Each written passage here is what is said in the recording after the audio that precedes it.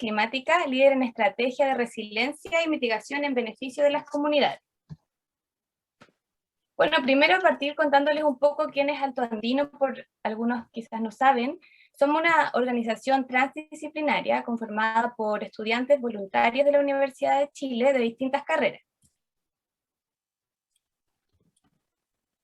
Con el objetivo, ¿no es cierto?, de contribuir al bienestar de las comunidades aymaras, abordando la temática tanto de desarrollo social, agropecuario y de la conservación de la naturaleza. ¿Dónde trabajamos? Alto Andino ha estado trabajando en la región de Arica y Parinacota, en comunidades como Chucuyo, Parinacota, Caquena, Guayatire, Bisbiri y Cosapilla. Estas dos últimas son en las que hemos trabajado ya en los últimos 2 fondos. ¿Cómo trabajamos? Nosotros como organización, ¿no es cierto?, buscamos hacer educación ambiental, uso de agroecología, buenas prácticas ganaderas, todo para que contribuya, ¿no es cierto?, a la seguridad alimentaria y siempre respetando, ¿no es cierto?, la cultura aymara y aprendiendo de su visión. Dani, ¿sigues tú? Dale, Jess. Ya. Bueno, el fondo actual, ¿no es cierto?, el FDI, que ya mencionamos, ¿no es cierto?, que es formar agentes de cambio en contexto de crisis climática, apunta, ¿no es cierto?, netamente a la educación ambiental, formando agentes de cambio capaces de abordar desde una mirada transdisciplinaria o multidisciplinaria las problemáticas, presentes en estas comunidades que están aisladas y que están siendo afectadas, ¿no es cierto?, por el cambio climático y están desprotegidas de ayuda. Las inscripciones aún siguen abiertas, ¿no es cierto?, en el formulario que está en nuestro Instagram, y para que aún se pueden apuntar a aquellos que quieran ser parte de beneficiarios de este fondo. Acá, ¿quién puede participar? Como dijimos, pueden ser cualquier estudiante de la Universidad de Chile de las diferentes carreras, y esto es para pueden aportar después, ¿no es cierto?, en su área laboral con los conocimientos que van a adquirir en este fondo. Y bueno, hoy se inicia el ciclo de charlas con el profesor Ray, ¿no es cierto?, que va a hablar sobre la producción animal y la biodiversidad en el altiplano, las posibles influencias del cambio climático. Y también contarles que durante el mes vamos a tener más charlas sobre dimensiones humanas y el ecosistema y cambio climático, y sobre prevención y desastres y cambio climático, ahí con las profesoras Claudia Cerda, Anaí Urquiza, y también con la vicedecana Carmen Castro. Vamos a estar publicando las fechas y todo. Así que le damos la bienvenida al profesor para que dé inicio a su charla. Si alguien más quiere aportar algún comentario. Por ahora solo invitarlos, y bueno, si tienen personas conocidas, aunque no sean de la universidad, y quieren participar igualmente en la charla, pueden hacerlo. Solamente la diferencia está en que hay ciertas actividades que son mucho más especializadas en las que ellos no pueden participar. Sin embargo, estas charlas así como informativas con académicos y con, bueno, más adelante vamos a tener otras más, están totalmente invitados. Eso es solo la distinción por temas administrativos, ¿ya? Eso, invitadísimos todos y todas.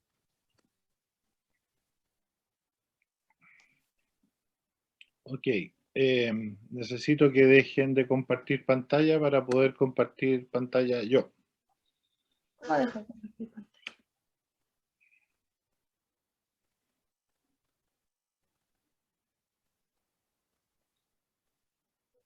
Voy a cerrar mi video.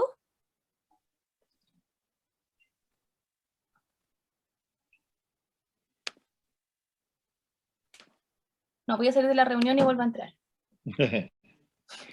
Ya.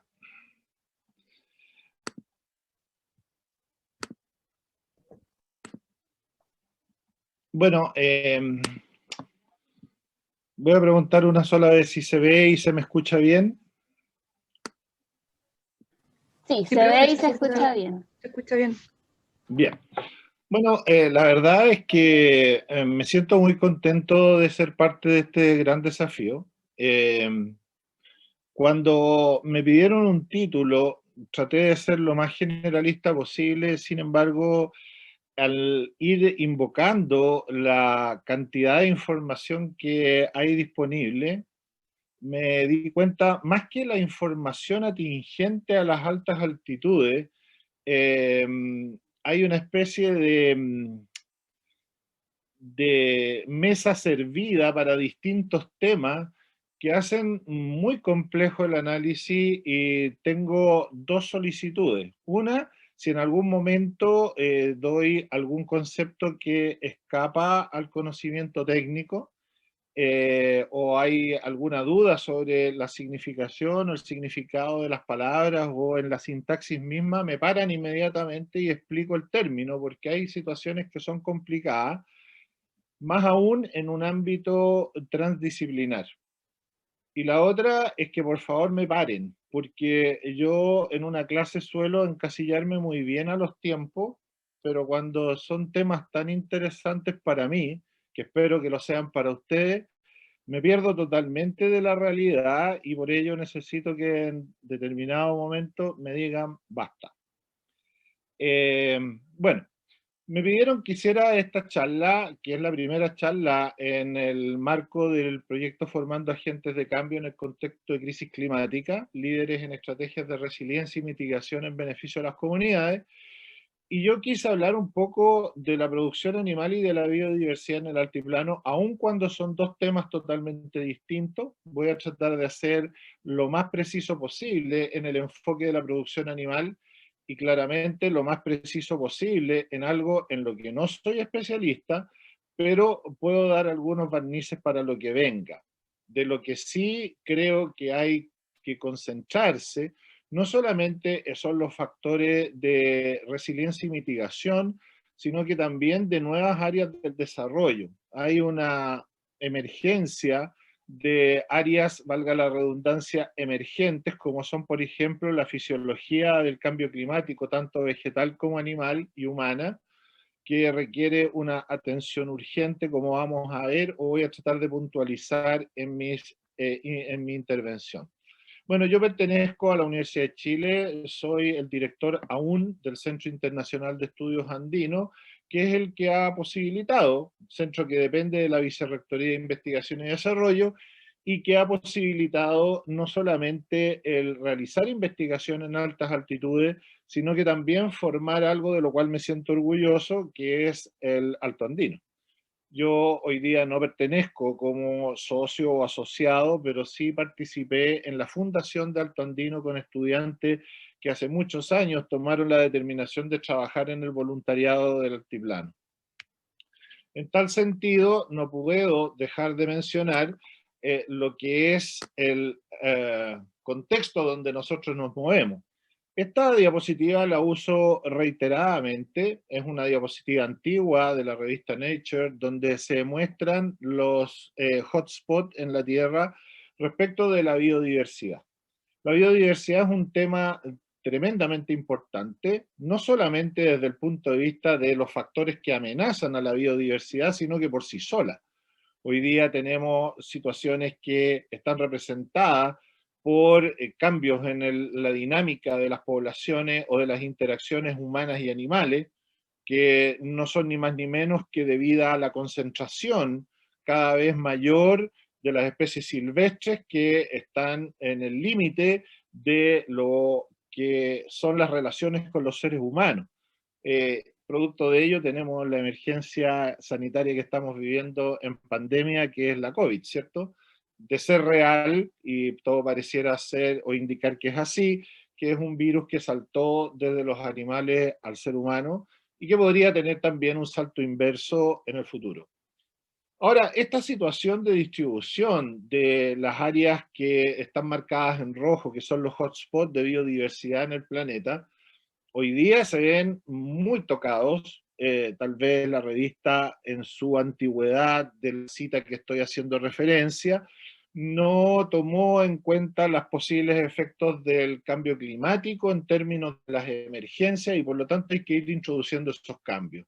Hoy día gran parte del planeta está viéndose afectado por cambios tremendos, de los cuales Chile es un país tremendamente propenso a los desastres naturales, particularmente en las zonas áridas y desérticas.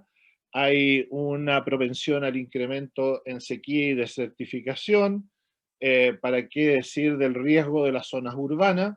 Santiago tiene casi 7 millones de habitantes y no ha caído prácticamente nada de agua en forma de la lluvia que estábamos acostumbrados para la zona central. Y claramente tenemos también un efecto de montaña enorme. Chile no es ni más ni menos que la pendiente de una montaña de grandes altitudes hasta el mar. Y hoy día hay factores que ya están marcando una incidencia tremenda, como son, por ejemplo, el aumento en altura de la cota cero o de la isoterma cero, ¿cierto?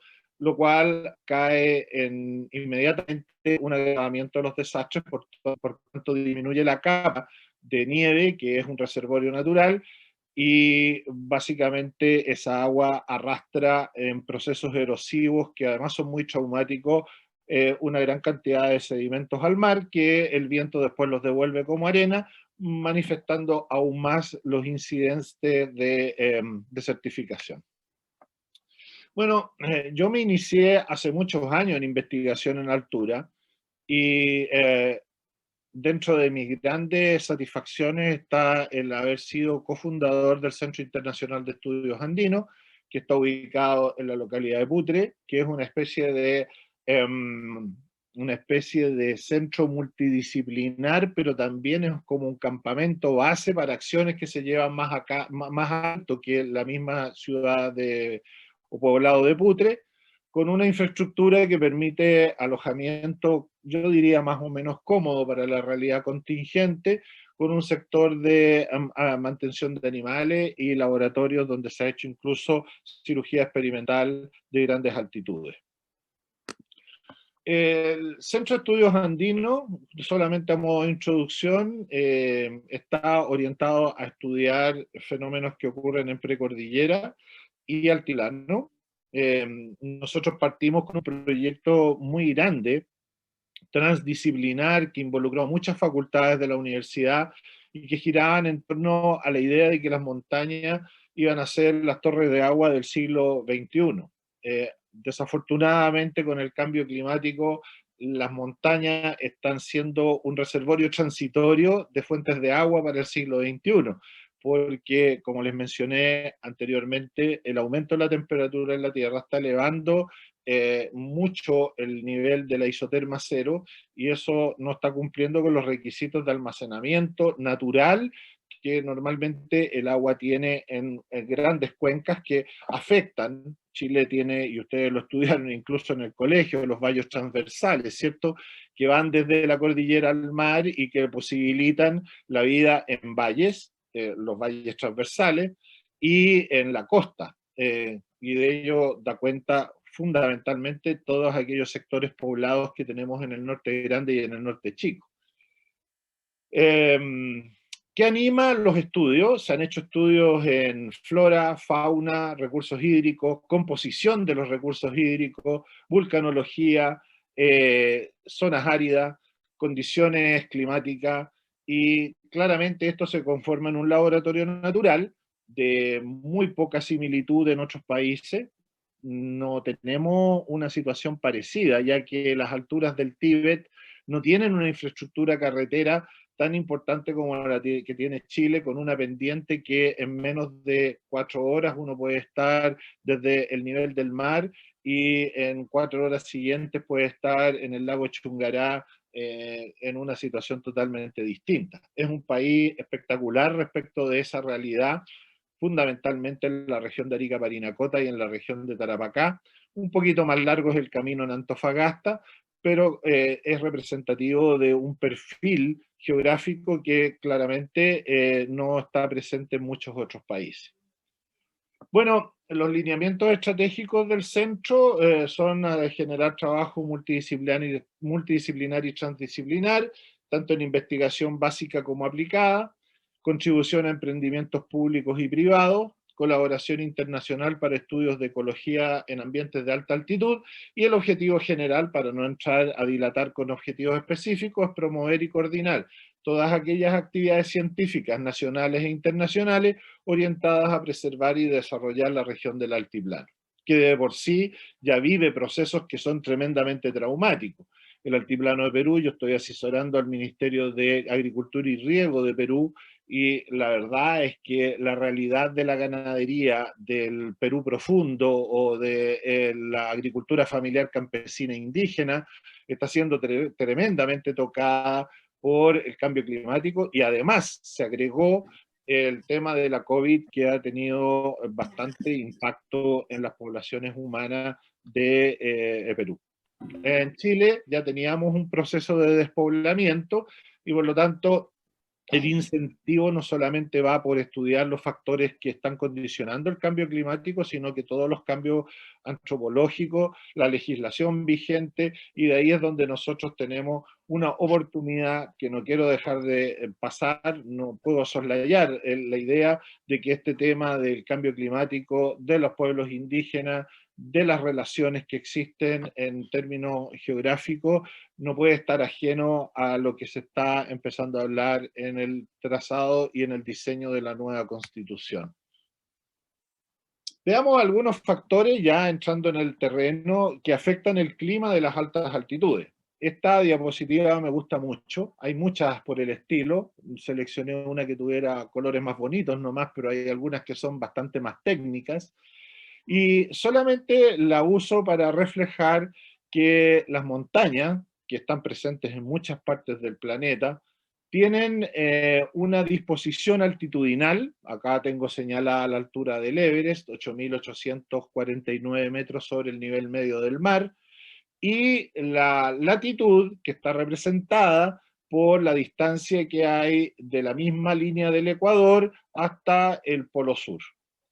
Y como podemos ver en la imagen comparativa de altitud versus latitud, claramente las montañas en un recorrido mucho más corto, estamos hablando de 8 kilómetros, 9 kilómetros a lo más en las montañas más altas, tenemos representado un perfil vegetacional y geográfico con nieve en su extremo, que en la latitud está representado en un terreno mucho más extenso de manera similar. Por ello, entonces, lo que ocurre en una montaña podría interpretarse como una representación de lo que podría ocurrir en el largo recorrido que hay desde el Ecuador hasta los polos. Sin embargo, no todas las montañas se encuentran en el mismo lugar. De hecho, la cordillera de los Andes va desde la misma altitud tropical, desde los países vecinos, Colombia, Ecuador, el Perú, Bolivia, hasta que se pierde en los archipiélagos del sur de Chile, como lo sabemos y lo sabemos reconocer también. Esa situación demanda entonces un conocimiento específico. Los factores que afectan el clima, ya entrando un poco al tema del clima en las altas altitudes, son la altitud de la montaña, por supuesto. No es lo mismo estar en Putre a 3.500 metros de altura que estar en el lago Chungará a 4.500 metros de altura, o subir el Parinacota a 6.000 y tantos metros de altura. La latitud también es importante, no es lo mismo una montaña como el Tapaca, que está en el altiplano de la región de Arica de Parinacota, como un volcán del interior de Antofagasta. Por lo tanto, la latitud también influye. La topografía es determinante y también la continentalidad, es decir, cuán cerca del mar o cuán dentro de un continente se encuentre una montaña. El hecho singular, sí, es que la combinación de los factores van a determinar situaciones específicas. Primero que nada, los cambios en la temperatura diurna nocturna. Sabemos que en las altas altitudes podemos tener temperatura, nosotros hemos hecho ritmos circadianos para saber cómo se comporta un individuo endotermo, como un camélido, por ejemplo, durante el ciclo de día y noche, y hemos trabajado a 28 grados bajo cero, y en el día hemos llegado a 32 grados bajo cero. Por lo tanto, hay un cambio en temperatura diurna y nocturna que hace que las especies que viven en esos ecosistemas sean especies tremendamente especiales. Tanto me estoy refiriendo a vegetales como animales, adaptados y condicionados a una gradiente térmica circadiana tremendamente potente. También la temperatura anual varía mucho. No es lo mismo estar, y ya voy a mostrar algunos datos, en Bisbiri en este momento. Yo saqué una foto de un registro meteorológico el día domingo, y no es lo mismo estar en esta época que si esa foto lo hubiese tomado en diciembre, enero. Algo que es común, sí, a la mayoría de las montañas del planeta, sobre todo sobre los 3.500 metros, donde ya la curva de saturación de la hemoglobina empieza a cambiar, es la densidad del aire, ¿sí? La presión atmosférica es menor en las montañas, por lo tanto el oxígeno está más disuelto en la atmósfera y respirar cuesta mucho más. Y ahí vamos a ver después que hay sobre datos obtenidos en el Landak, en los Himalayas, que justamente en esta terminología nueva del termoclima, los yak, que ya están siendo muy afectados por el calor, tienden a ir a lugares más frescos, lo cual significa subir en altitud, y se enfrentan con ello a una condición a la cual no están adaptados fisiológicamente, en búsqueda de su recurso natural, nutricional, pero no están adaptados a la condición de una mayor altitud y entran en serios problemas de desequilibrio homeostático, pudiendo incluso morir.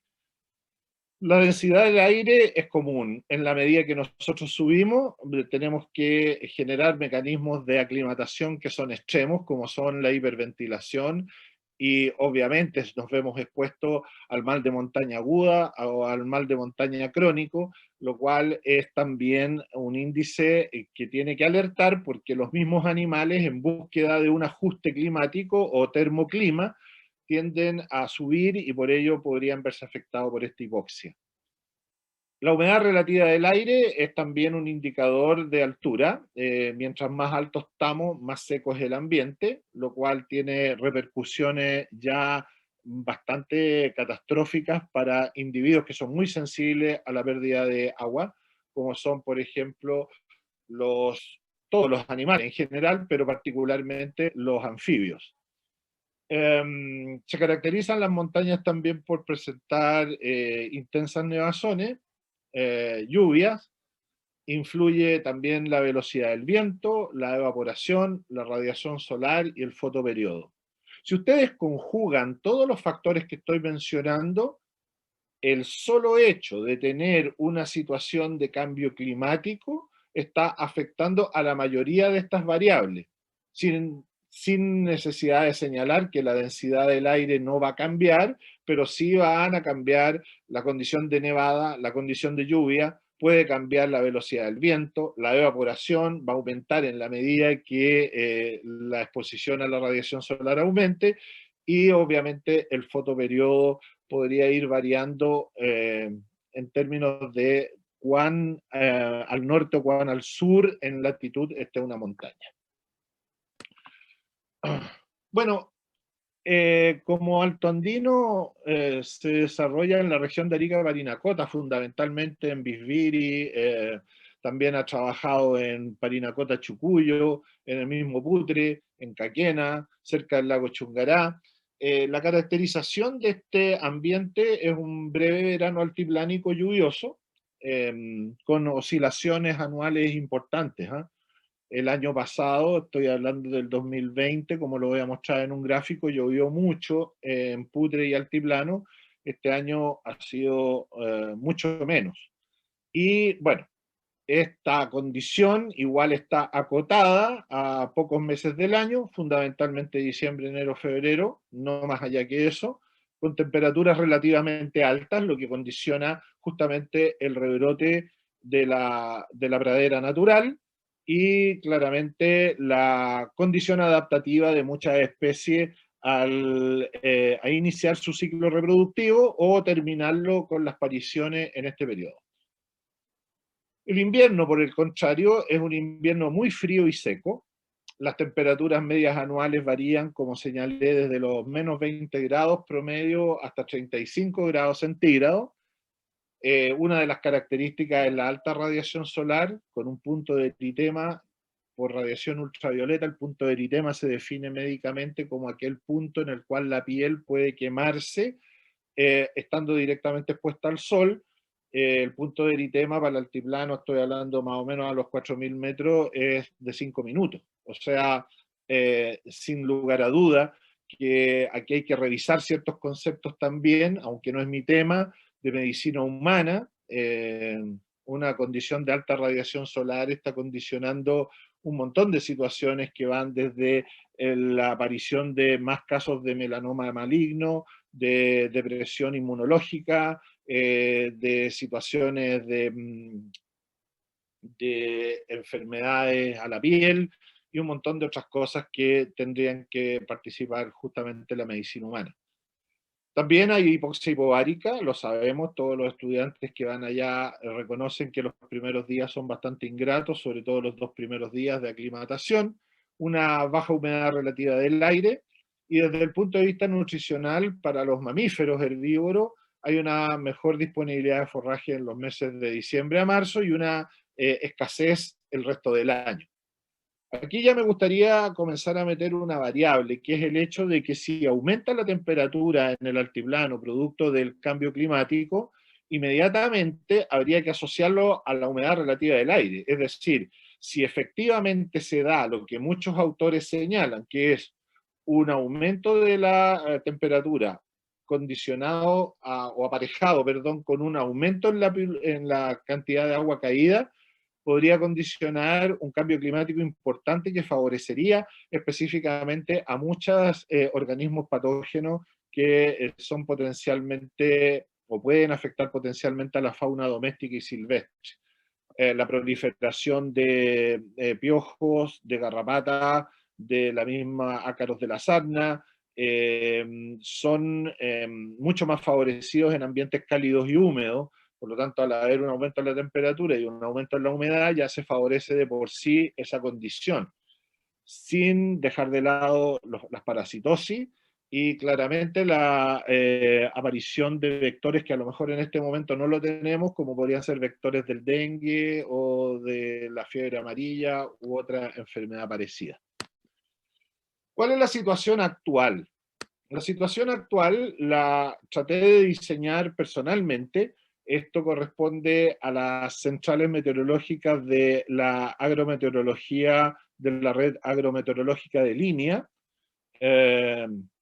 La pueden consultar online, es realmente espectacular la cantidad de información que hay. Una de estas estaciones está en el Centro Internacional de Estudios Andinos, en Putre, por lo tanto yo abusé un poco de estos datos, pero la distribución a lo largo del país, no tengo para qué detallarla, es muy amplia, y aquí solamente los puntos verdes representan las centrales meteorológicas que tiene esta red INEA en la zona del Norte Grande, particularmente en la región de Arica-Parinacota. La mayoría funciona independiente de la energía eléctrica porque se alimenta online funciona online, perdón, y se alimenta de energía solar, con termopaneles. Bueno, esta es una representación geográfica de la región de Arica-Parinacota, donde he superpuesto el sitio cerrado donde está la central meteorológica con higrómetro y una serie de instrumentos que miden distintas cosas, temperatura, radiación solar, teníamos un registro de geomagnetismo también, que ese se cayó porque necesita energía eléctrica y la perdimos en el INCAS, porque en el Centro de Estudio Andino, porque un rayo le cayó al transformador y no hemos tenido el financiamiento para repararlo.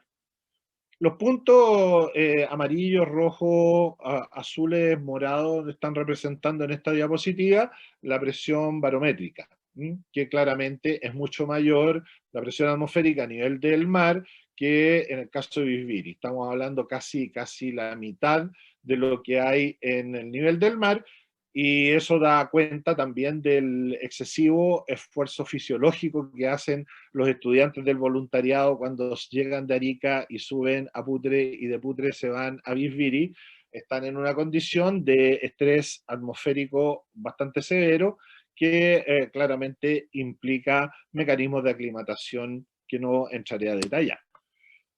El día domingo me entretuve, aquí desgraciadamente sale la hora, a las 7:20 de la mañana, este profesor estaba buscando datos y me encontré con los datos de Bisbiri, que está en General Lago. Estaba buscando la gradiente térmica, 10 grados sobre cero, a todas las temperaturas de helada, incluso, que llegan hasta casi los 20 grados bajo cero ese día. Para reflejarlo, hacían 3,2 grados la temperatura del aire máxima, la temperatura del aire a las 7:20 era de 9,5 grados bajo cero, la humedad relativa está extremadamente baja, muy seco, por lo tanto tenemos un frío seco que inmediatamente a las distintas disciplinas de los que participantes en esta charla que me están escuchando dará cuenta justamente del estrés que hay sobre las plantas, los pastizales naturales, las corrientes de agua, los peces que hay en esas corrientes de agua, los microorganismos, los mamíferos pequeños, los mamíferos grandes, las aves, están siendo expuestas a esta situación y por ello estamos hablando de ecosistemas que son muy particulares y por ello cualquier variación que exista en el futuro determinará un cambio adaptativo que no necesariamente va a ser tan rápido como el cambio climatológico, como lo voy a demostrar en un rato más.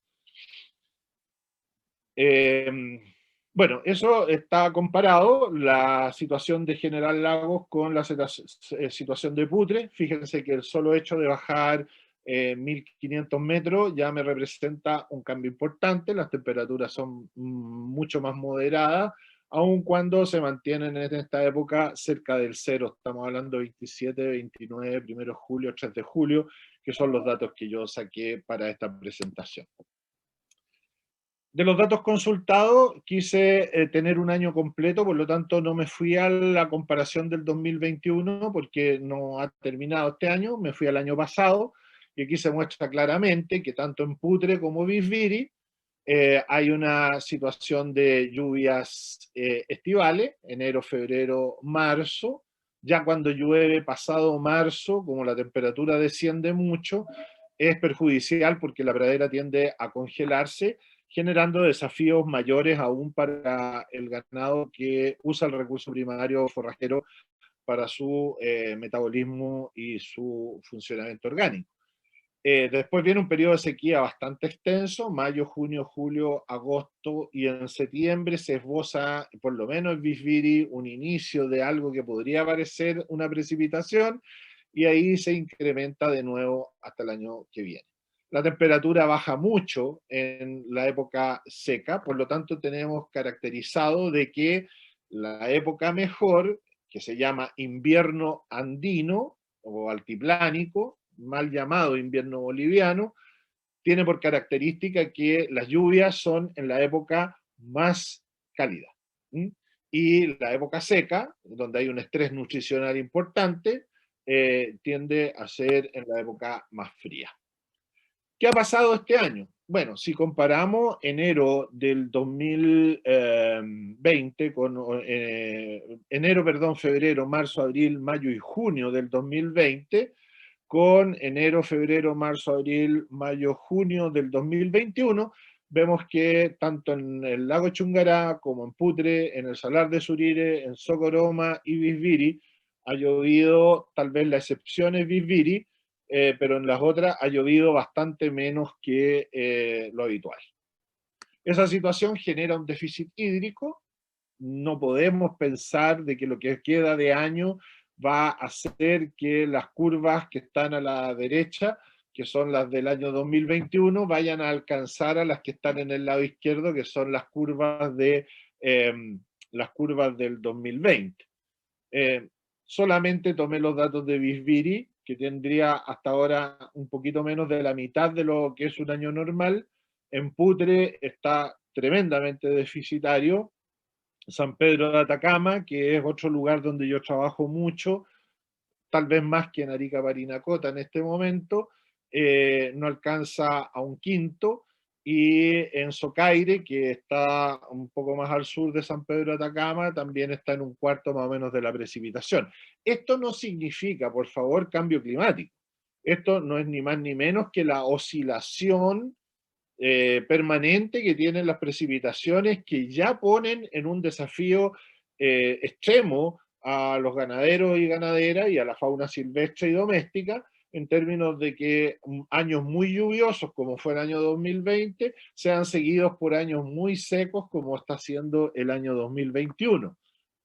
Cuidado con aquello, porque la pregunta surge de inmediato. ¿Qué podría estar afectando tanto si no es el cambio climático? Porque no sabemos que va rápido. En los últimos 10 años el cambio climático ha manifestado aumentos de temperatura mayores que en los últimos 120 años. Y si lo comparamos con antes, en los últimos 1200 años. Y se espera que para el fin de siglo tengamos una situación dramática en términos de un incremento de aproximadamente 2 grados más. Lo que influye acá mucho en Chile particularmente y mucho en las montañas es la corriente del Niño y genera una situación climática bastante impredecible. Ahora, ¿cuánto podrá afectar en el futuro la desalinización del mar por aumento del agua dulce que se derrite de los polos en términos de las condiciones iónicas del agua y su influencia en el cambio del clima? Yo creo que ni siquiera nos acercamos a poder tener una hipótesis al respecto, pero hay que tenerlo en conciencia. Afortunadamente me encontré con la temperatura de superficie máxima, mínima y media. Tomé solamente la temperatura de superficie máxima y pude ver las variaciones en el lago Chungará, en Putre, en Salar de Surire y Bisbiri, y me doy cuenta de que ha sido más o menos estable. Estos datos van desde enero del 2013 hasta abril del 2021, o sea, son una gran cantidad de datos, y nos damos cuenta de que prácticamente de enero del 2016 en adelante no ha habido fluctuaciones muy importantes, pero sí ocurrió algo particular el 2014, ¿cierto? Y el 2015. Esas cosas tienen que tenerse en conocimiento para ver cuáles son los factores, dado que la temperatura de superficie es la temperatura que tiene el suelo, entonces ello va a repercutir justamente en prácticamente todo el sistema, en los vegetales, en la calidad del suelo, en la nutrición de los animales. Por ello es un índice bastante certero de que hay que tenerlo a buen recaudo.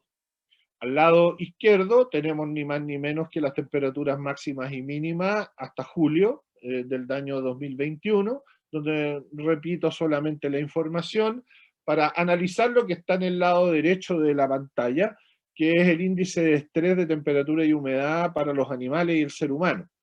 Vemos que no hay un estrés térmico entre el 3 de julio de las 8 de la mañana hasta el 4 de julio, que fue la época que consulté yo. Para Bisbiri y General Lago tenemos un acercamiento a una zona moderada de estrés térmico, pero no llega, lo que no significa que en el futuro no vaya a llegar.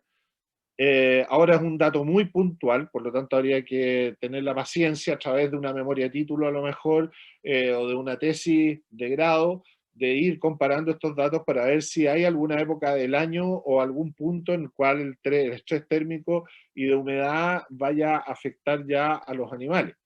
Ahora, estamos hablando básicamente de ganadería, porque si hablamos de aves, las aves pequeñas son tremendamente sensibles. Mientras más pequeño es un organismo, más sufre el cambio climático por su exposición relativamente más grande a de superficie corporal a los cambios ambientales.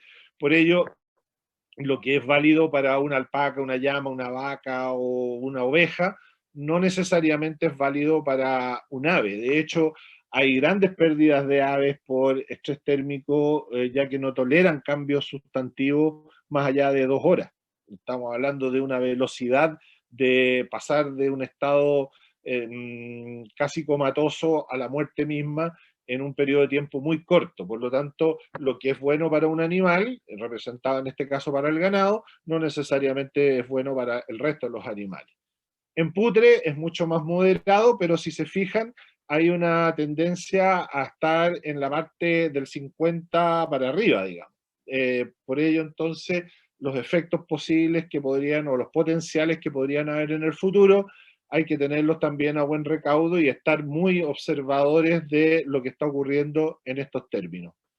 En el caso del ser humano, evidentemente que operan los mismos factores. Lo que pasa es que el ser humano tiene la posibilidad de albergarse en casas de tener una vestimenta adecuada, y no necesariamente tiene las mismas variaciones que un animal, lo que no significa que nosotros no podamos proveer a los animales de lugares, y tal vez eso sería un desafío a futuro, ir mitigando o haciendo resiliencia en términos de mejorar las condiciones ambientales, porque si bien es cierto, la mayoría de estos individuos están acondicionados a variaciones térmicas importantes, una situación de aumento de humedad, por ejemplo, con frío, no la toleran. Entonces habría que tener a lo mejor en el futuro programas que hagan cobertizos para guardar a los animales, sobre todo las crías, durante la noche.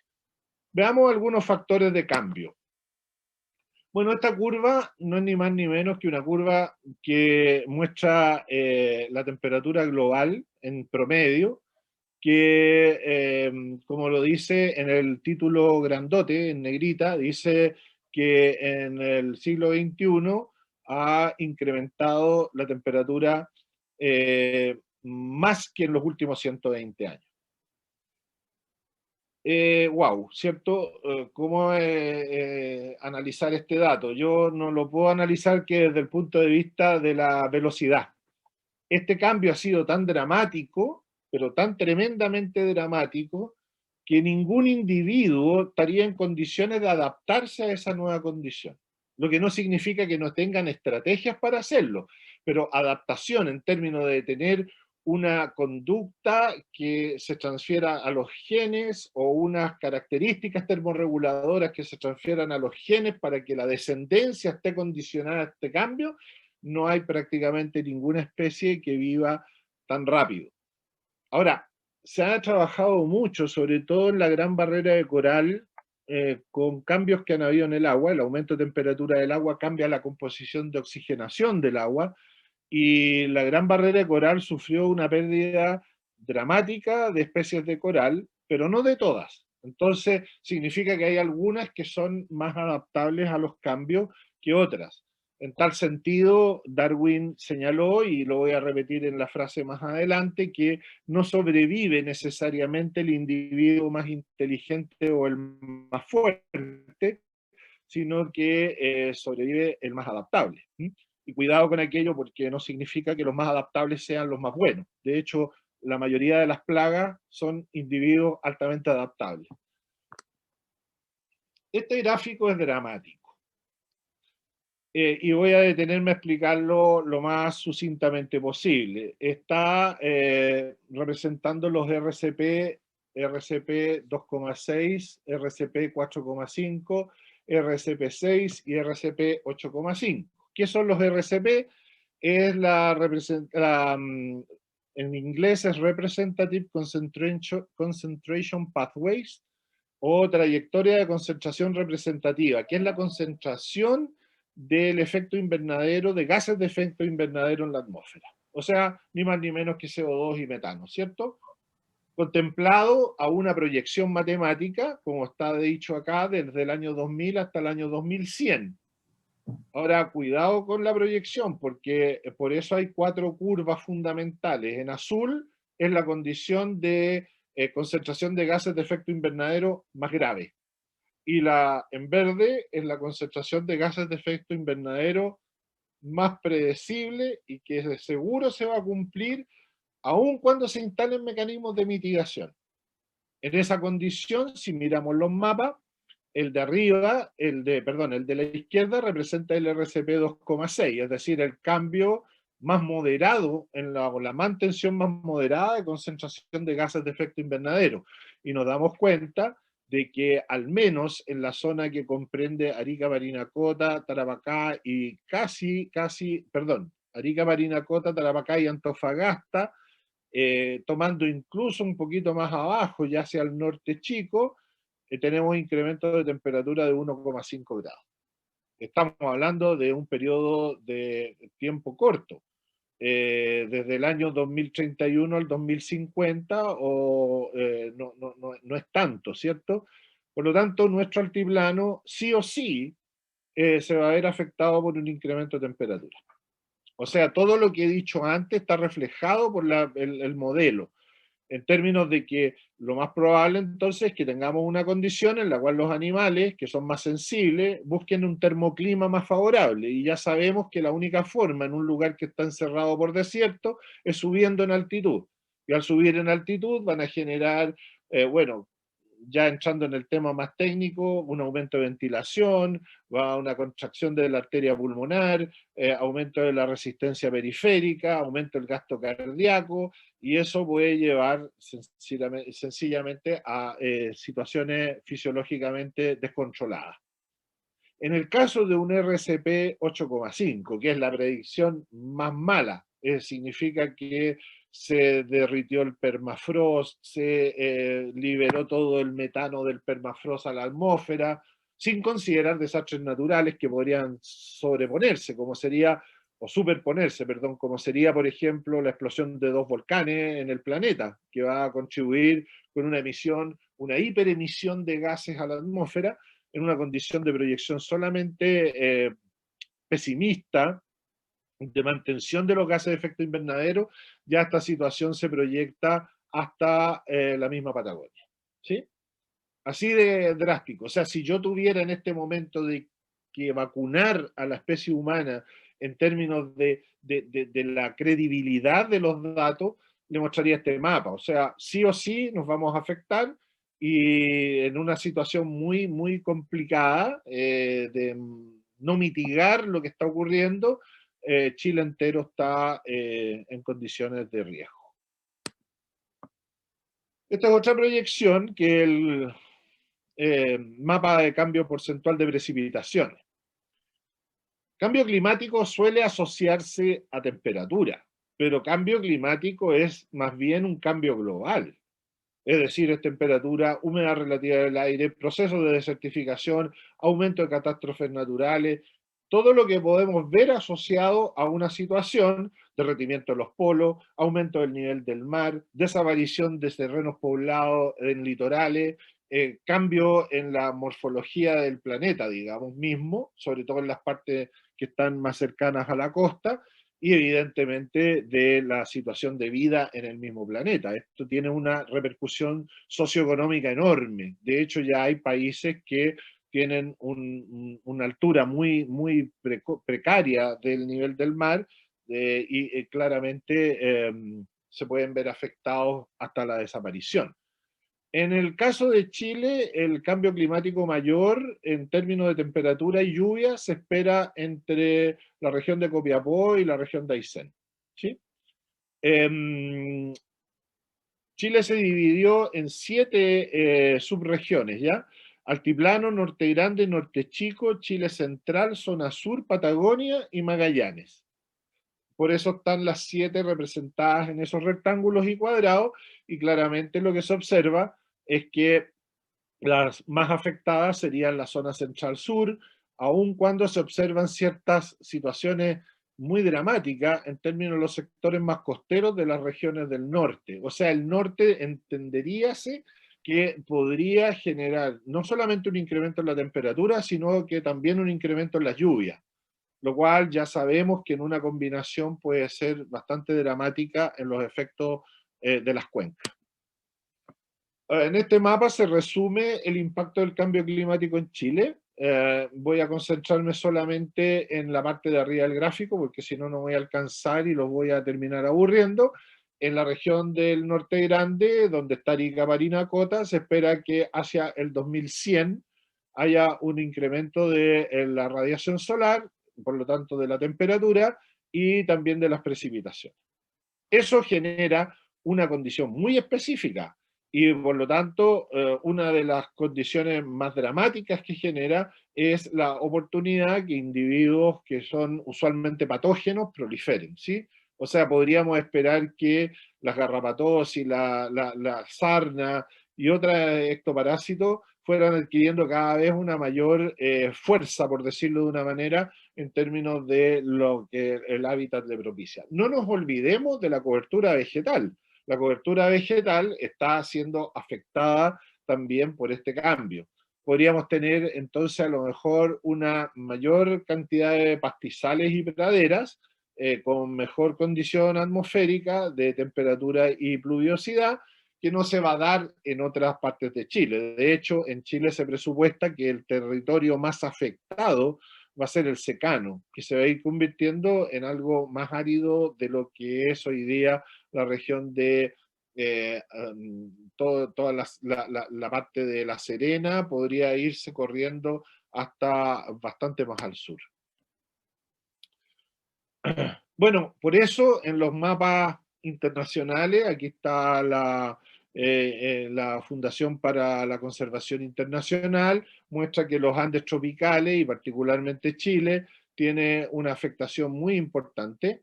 Yo lo quise graficar no en el perfil longitudinal, sino que transversal, en términos de que Chile es prácticamente una ladera de montaña hasta la costa, solamente tiene un sector de pampa, pero la cordillera de los Andes determina gran parte del territorio y sabemos muy poco de la conducta que tiene justamente las reservas hídricas. Sabemos sí que en la cota cero de lluvia, antes que se convierta en nieve, es decir, la isoterma cero, está subiendo, lo cual significa que cada vez que llueva se va a arrastrar más sedimento en forma muy brusca hacia la pampa y la costa. Algunas consideraciones muy puntuales. La foto de arriba a la izquierda, donde está el puntero, no es ni más ni menos que nuestra central de transferencia tecnológica que yo tengo en Machuca. Nosotros nos corrimos de Arica a Parinacota, el INCAS generó 2 estaciones demostrativas, una en Machuca, muy cerca de San Pedro de Atacama, y otra en Aiquina, en Vegas de Turi en realidad, en la región de Antofagasta, y aquí vemos prácticamente el desierto todo nevado, ¿cierto? Que es un fenómeno que se va a ir repitiendo cada vez con mayor frecuencia. De más está decir, en esta vista de Cotacotani, lugar de lagunas en la lengua indígena, está tremendamente representado por la alimentación que genera la nieve en derretimiento, cuando se derrite la nieve de estas lagunas, que son las que proveen del ecosistema como lo vemos a la izquierda. Sin embargo, periodos de mayor radiación solar podrían generar una pérdida importante con salinización de las riberas y pérdida de los bofedales que tardan muchísimo en reponerse y no se repondrían frente a un escenario más dramático de cambio climático. Como lo mencioné, no es la especie más fuerte ni la más inteligente la que sobrevive, sino que la que mejor se adapta a los cambios, eso lo dijo Charles Darwin, y en el planeta se está observando que justamente estas especies más adaptadas a los cambios son las moscas, los ratones, los parásitos. Por lo tanto, el escenario más aprovechable por el cambio climático son justamente algunas poblaciones de individuos que no contribuyen mucho al bienestar animal y de la población humana. ¿Cuál es la diversidad taxonómica por región ecológica? Bueno, en la región de Arica-Parinacota tenemos altiplano, precordillera, desierto y litoral. Y acá solamente no me gusta mostrar cifras porque no quedan retenidas, pero como están grabando, es útil señalar solamente que quiero representar de que el altiplano de la región de Arica-Parinacota tiene una gran cantidad de especies de aves, que es casi el doble de lo que hay en el resto del país, digamos. O sea, es un lugar específicamente muy sensible a los cambios que ha impuesto el hombre a través del uso del agua, por ejemplo, para la minería, pero también es susceptible a las modificaciones climáticas. Y las aves, sobre todo las aves pequeñas, son muy tremendamente sensibles a un incremento de temperatura y de generar un estrés térmico. En partes de África donde ha habido bolsas de calor, han muerto poblaciones casi totales de aves y podría llegar incluso a la extinción de muchas especies si la situación se convierte en dramática. Anfibios hay muy pocos y la mayoría de los anfibios del altiplano adquieren una vida casi acuática completa, porque como hay una intensa radiación solar, la desecación de su piel significaría la muerte. Reptiles, menos, pero existen. Hay algunos que se consideran ya en extinción porque no se han visto hace mucho tiempo. mamíferos, y al final tenemos un total de 70 géneros y 112 especies, que son mucho más abundantes, por supuesto, que en precordillera, desierto o litoral. La distribución de esas especies es fundamentalmente los bofedales. Por lo tanto, son especies que habitan en lugares que debe haber abundancia de agua. Si ustedes se fijan, no hay prácticamente en el salar, hay muy pocas aves, fundamentalmente van ahí a los sitios de nidificación, y en los roqueríos. Entre paréntesis, las riberas de los salares y los roqueríos son lugares que están sensibles al cambio climático. Esto lo voy a tener que dejar, ya llevo mucho rato hablando, pero solamente para que cuando lo miren, revisen. Bueno, hay varias estrategias que pueden usar los individuos para condicionar una respuesta a un cambio climático gradual, ¿no? Una es la migración. Ahora, no hay que entender la migración como que si un ave se siente incómoda, vuela para otro lado donde se sienta cómoda. Hoy día la migración, como entendida como un fenómeno migratorio, requiere de estaciones intermedias que, en la medida que haya fragmentación del hábitat o desaparición de los mismos, dificulta el proceso migratorio. Ahora, claramente, un anfibio, para buscar un termoclima más favorable, está frito respecto de lo que está un ave, porque el ave tiene esa acomodación y evidentemente que al tenerla tiene muchas más oportunidades que un individuo que tiene baja movilidad. También pueden existir ajustes en la conducta, dentro de las cuales la respuesta plástica de un individuo, esta acomodación al menos 20 hasta el 35 sobre 0, podría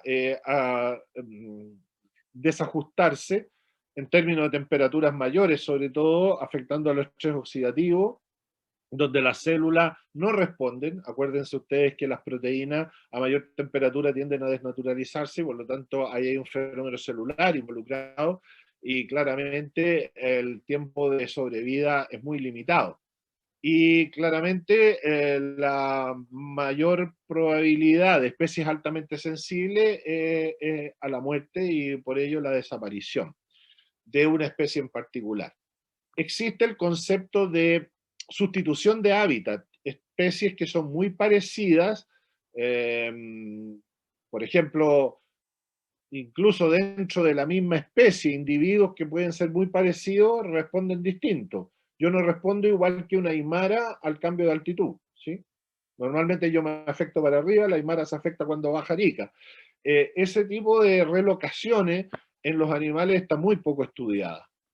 Alternativas entonces de colonización por especies más resistentes. Este gráfico también es muy dramático. En el año 2000, o la década que estamos viviendo todavía, yendo hacia el año 2100, todavía la plasticidad fisiológica permite mantener una eficiencia energética. Pero en la medida que se incrementen las ondas de calor, vamos a entrar en problemas de descompensación termorregulatoria, un estrés celular muy alto, y bueno, falla de la termorregulación con todos los desequilibrios que eso produce. Particularmente, como señalo, siempre más sensibles los animales de pequeño tamaño, que tienen en relación una rata, en relación a un elefante, tiene mucho mayor superficie corporal y por lo tanto muy, muy sensible a los cambios de temperatura-humedad. Consideren ustedes que cuando hace calor y aumenta la humedad, la disipación del calor cambia, no es eficiente, es como estar permanentemente dentro de un sauna, ¿cierto? Y eso genera una situación de incapacidad de adaptación a la condición térmica, que normalmente lleva al jadeo, y el jadeo lleva a la condición de deshidratación, y si no se encuentra un recurso hídrico a disposición, la muerte. ¿Cuál sería la estrategia a una mayor temperatura humedad? Bueno, la búsqueda de termoclima es la que más encontré citada para los rumiantes. Es decir, en el Tíbet se han hecho muchos estudios, y esta búsqueda de termoclima lleva a que los animales aumenten su altitud, es decir, suben en altitud de la montaña, pero las complicaciones que ello conlleva es que tienen menos recursos alimentarios, mientras más subimos hay menos pasto y mayor radiación solar, lo cual va aparejado a otros fenómenos que son muy latos de detallar, desajustes fisiológicos importantes y claramente la hipoxia. O sea, un yak podrá moverse, una alpaca podrá moverse, pero otros animales como los caballos, las mulas, los burros, las vacas, no lo pueden hacer. Otra estrategia es la búsqueda de microclima. Esa es muy utilizada por los ectotermos, ¿cierto? O sea, aquellos que dependen de la temperatura ambiente. Y los microclimas son muy frecuentes, sobre todo en el altiplano, porque hay muchas aguas termales producto de la actividad volcánica. Y eso sería una alternativa, tal vez, para buscar esos microhábitats, pero cada vez más demandado. O sea, habría inherentemente una concentración de especies en ellos. O sea, es como que todos quisieran ir ahí para mantenerse bien. En el caso de los endotermos, aumenta la demanda de agua, por lo tanto hay que acercarlo a los sitios más de agua disponible, pero la posible consecuencia es no encontrarlo y por lo tanto la deshidratación. Una estrategia muy emprendida es el cambio de hábito de diurno a nocturno. No es fácil, no es llegar y cambiar de hábito de diurno a nocturno. Sin embargo, en los países que se ha visto este cambio, particularmente en herbívoros que no pueden pastar a toda temperatura, a todo calor, es la mayor exposición a predadores. La migración limita las posibilidades para algunos porque faltan los puentes sistémicos, o sea, no es fácil atravesar un desierto para llegar a otra laguna. Los puentes sistémicos son importantes porque no todos los individuos pueden llegar de una. Y otra estrategia que se ha visto que emplean muchos animales es la inactividad. O sea, estoy en una zona de disconfort térmico y por lo tanto entro en una especie de sopor. Claro, eso tiene muchas consecuencias. Entre ellas el balance energético se pierde porque no puede comer en las horas que debería y las consecuencias sociales de esas especies son dramáticas, por ejemplo, las reproductivas. Algunas láminas y termino. Bueno, los grandes mamíferos que están representados por animales adaptados a la condición de alta altitud podrían tener un rango de aclimatación muy alto. Es decir, no necesariamente se van a ver afectados por el mismo cambio climático en el breve tiempo, pero sí podrían verse afectados porque tengan que subir a un termoclima más satisfactorio.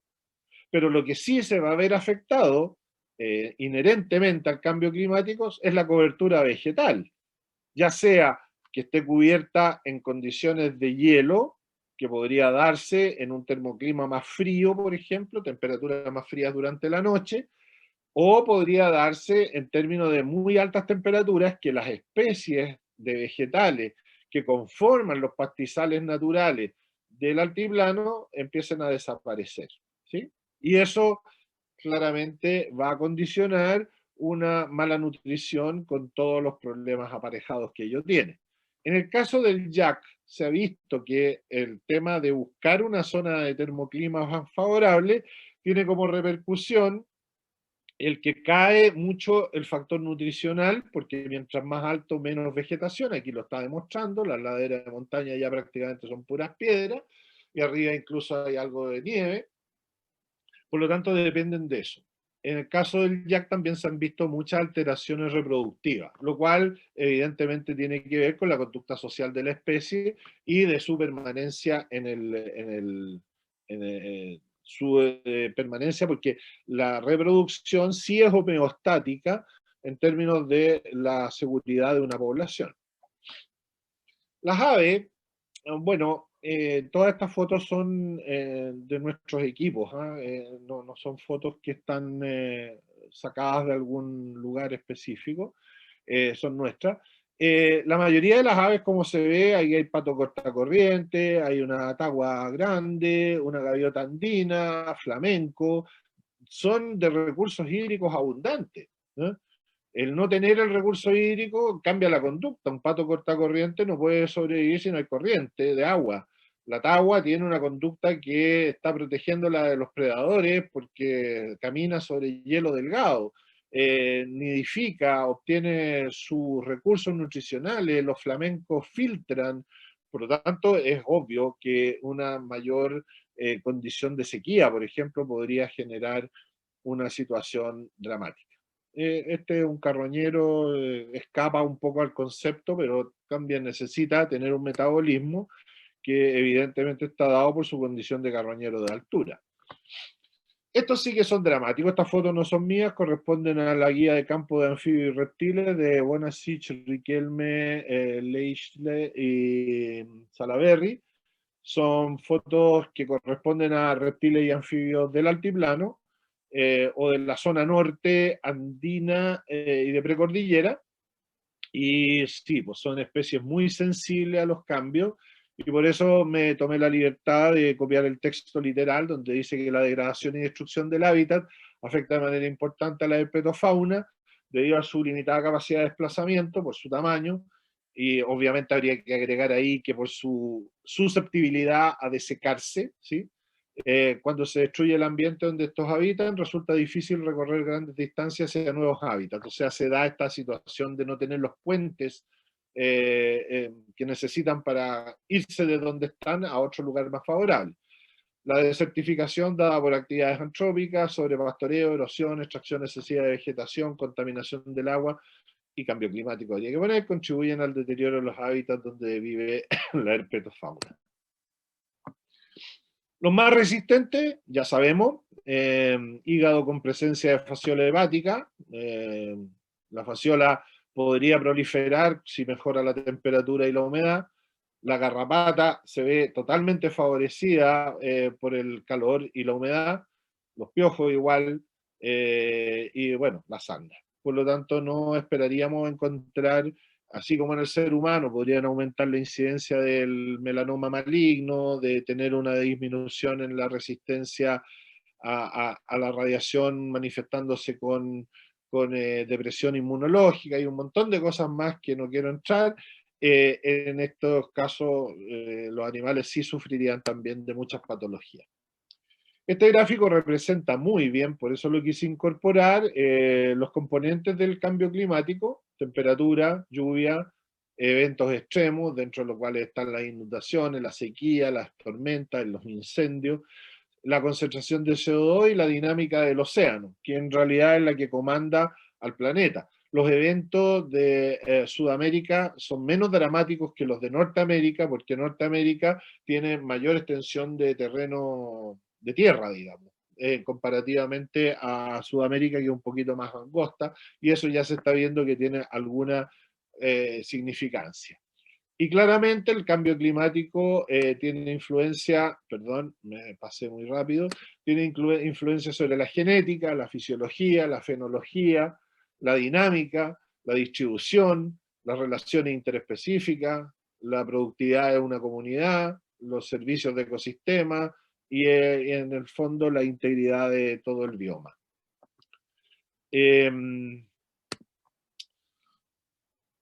Esta lámina me gustó mucho, proviene de muchos autores que hicieron en una review una proyección del año 2050 al 2100. Claramente van a verse afectadas muchas especies. El número que está entre paréntesis no indica, por favor, el número de especies en perjuicio, representadas por vegetales o mamíferos o anfibios, o reptiles o aves, ¿no?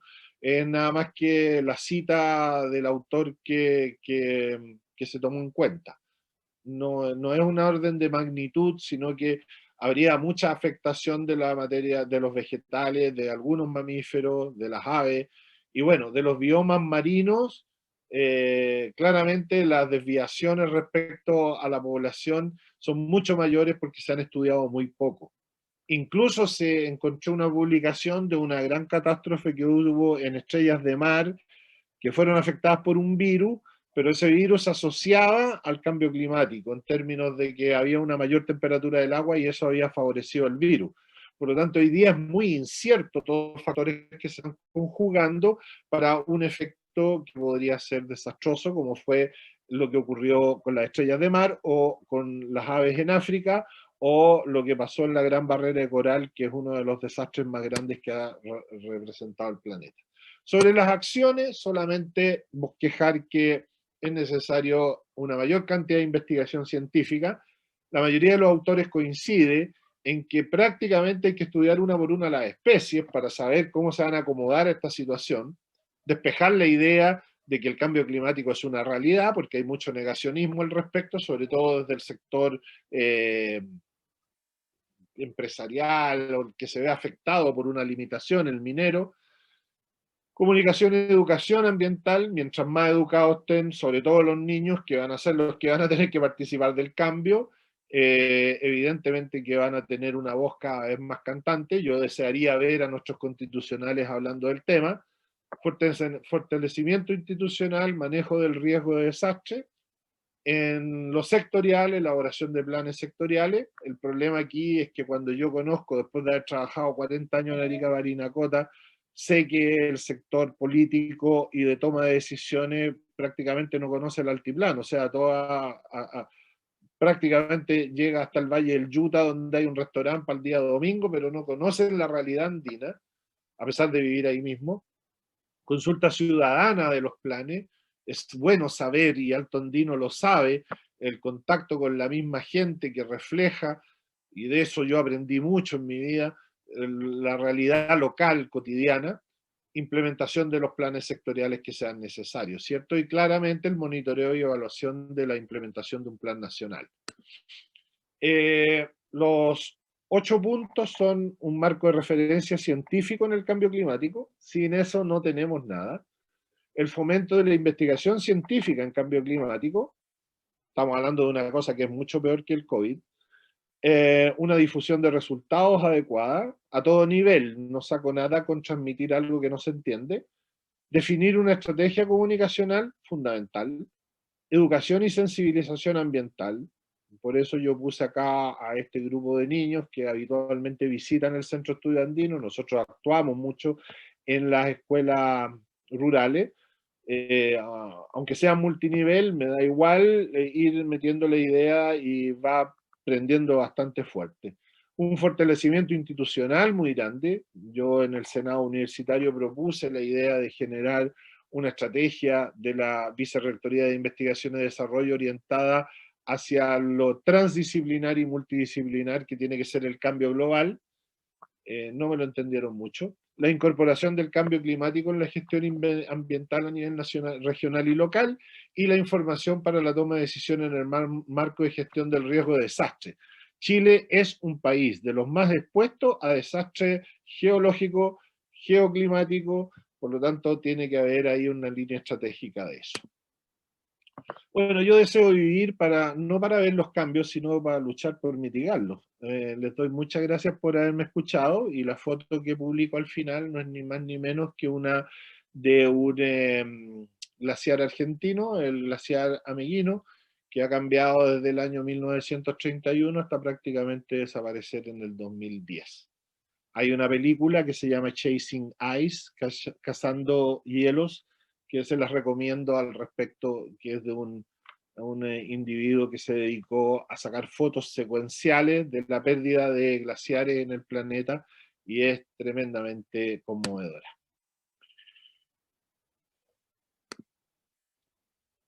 Bueno, eso era un poco una pincelada muy macro. No quise entrar en efectos fisiológicos puros, entendiendo que iba a haber una audiencia muy multidisciplinar, o sea, no pienso yo que podemos tener muchos más especialistas que hablen de adaptación y aclimatación. Creo que es fundamental. Gente que sepa mucho sobre lluvia. Es incierto. Lo que está claro es que el altiplano va a ser más cálido. Lo que no está claro es si va a ser más lluvioso, ¿sí? Pero la mayoría de las publicaciones dice que sí va a serlo. O sea, tenemos una situación muy incierta, y por lo tanto esta idea de los factores de resiliencia y de generar una cultura tiene que llevar a la comunión de especialistas que despejen un poco lo que va a suceder. muchos dicen que Santiago va a ser como La Serena y Valdivia va a ser como Santiago. Yo he escuchado las charlas de mis colegas de agronomía y claramente ahí tenemos personajes que son tremendamente importantes, que son climatólogos y saben mucho de precipitaciones, pero es temperatura, humedad, cambio global, cambio social, cambio en la legislación, cambio en muchas cosas. Eso, no sé si hay alguna pregunta o cuál es la modalidad que ustedes tienen y espero haber cumplido con las expectativas. Sí, total, profe. Muchas gracias. Se llevó muchos aplausos ahí entre medio de los participantes. Sí, muy buena charla, dicen por ahí. No, de verdad, muy completa. Muchas gracias, profe. Igual, bueno, con las acciones transversales, igual de los 8 lineamientos que planteó al final, son súper importantes también. Y yo creo que es un camino hacia donde debemos seguir. Y total, ojalá que se toquen estos temas también en toda la actualidad política que se está llevando a cabo. Así que... Sí. Yo creo que ahí es También donde dar el paso a las preguntas, profe. ¿Mm? Si los chicos, las chicas tienen alguna pregunta que hacerle de todos los temas que planteó. Sí, yo mientras piensan la pregunta les quiero decir que hubieron varias noches desde que ustedes me contactaron que dormí menos, porque como me puse a leer, porque tenía varias imprecisiones, sobre todo al encontrar el yin y el yang del tema, desde alguien que dice que no, que va a haber una velocidad de adaptación, hasta algunos que dicen que va a ser catastrófico. Hay que tener un término medio, yo ya estoy obligado a tener un pensamiento propio, ¿cierto? Y leí mucho y me di cuenta de algo que es lo que me gustaría subrayar. No es lo mismo un elefante que un chincol o que un zorzal, ¿sí? O sea, el cambio climático es algo que va a ser, va a afectar casi a cada una de las especies de una manera distinta. Y por eso insisto tanto en el tema de la investigación. Si es que nos importan las especies, porque si no nos importan y hay un impacto económico más fuerte, no.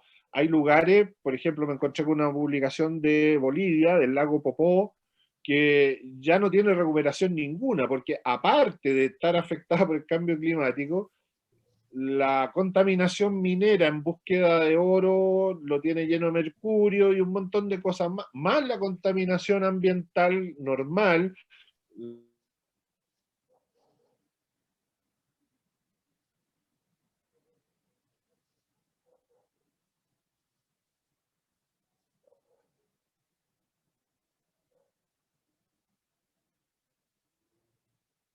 Zona de confort.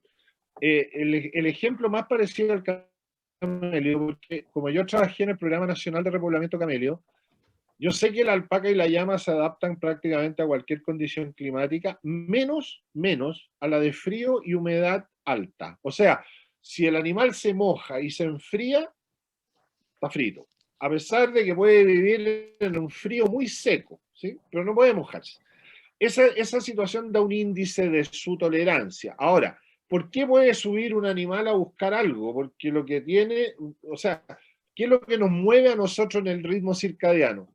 En el ultradiano y en el circanual claramente está la reproducción, hay muchas conductas que tienen que ver con una situación social, reproductiva, lo que sea.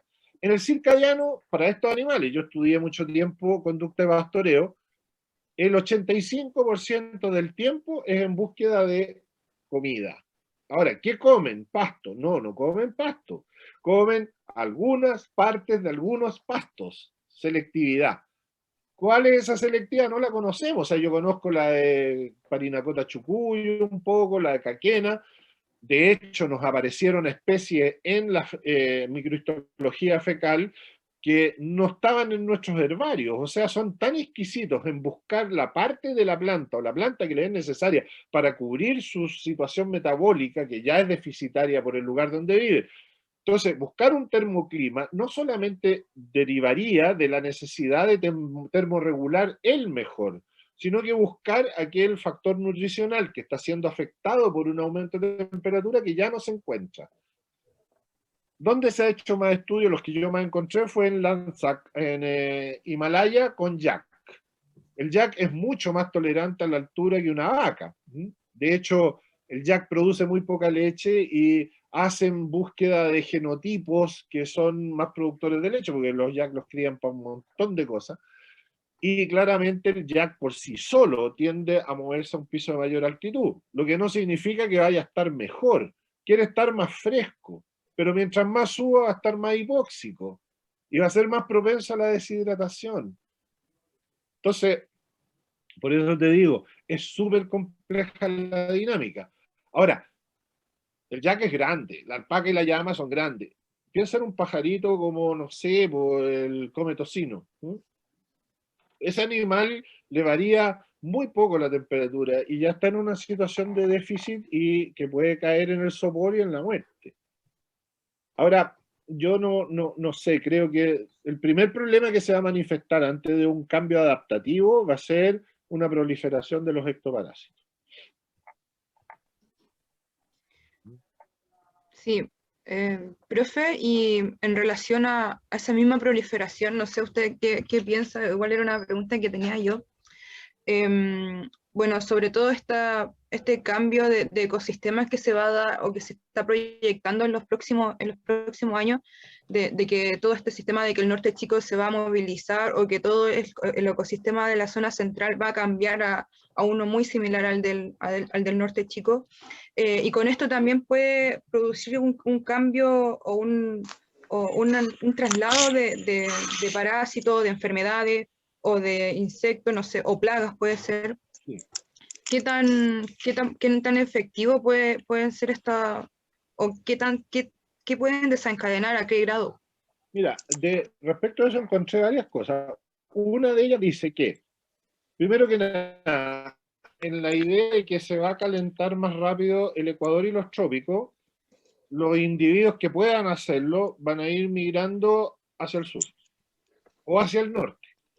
Ahora, ahí es relativo, porque acaban de morir 200 y tantas personas en Canadá con temperatura de 48 grados, a pesar de que los negacionistas dicen que se debe a bolsones de aire cálido que no fueron movilizados adecuadamente por las corrientes de aire. No sé, yo no puedo, no tengo el antecedente científico para decir no, es cambio climático.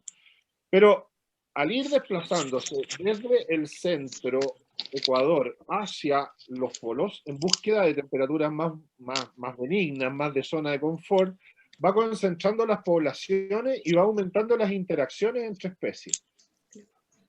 ¿Eso que genera? La posibilidad de saltos de patógenos, para empezar, dentro de los cuales los virus son los no vivos más vivos, digamos, porque son los que tienen un mayor condicionamiento a esta situación.